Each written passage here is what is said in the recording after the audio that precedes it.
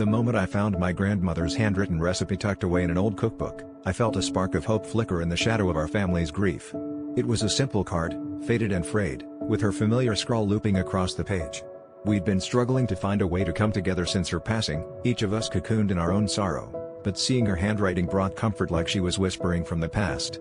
It was a recipe for her legendary apple pie, something she had always baked during our family gatherings, the scent of cinnamon and apples weaving warmth into every corner of her home. Driven by a need to reconnect, I gathered the ingredients, feeling the weight of nostalgia with every step.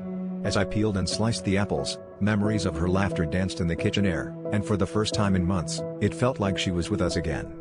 I invited my family over, not entirely sure what to expect. They arrived with hesitant smiles, each carrying their own burdens of loss, unsure of how to bridge the gaps that had grown between us. As the pie baked, its fragrance wrapping us in a cozy embrace, we began to talk. At first, it was about the recipe, how she'd always tweak it, never quite the same but always perfect. Then, slowly, the conversation deepened, stories shared, tears shed, laughter bubbling up like the filling in the oven. The act of baking and sharing something so intrinsically tied to her family history became the catalyst for healing, a reminder that while she was gone, the love she instilled in us was not.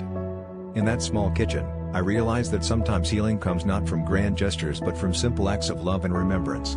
My grandmother's recipe was more than just instructions for a pie, it was a recipe for mending hearts. The lesson was clear: love persists beyond loss, and connection can be rebuilt, one shared moment at a time. Through the power of memory and the comfort of tradition, we found our way back to each other, and in the process, I found a piece of myself I thought I had lost forever.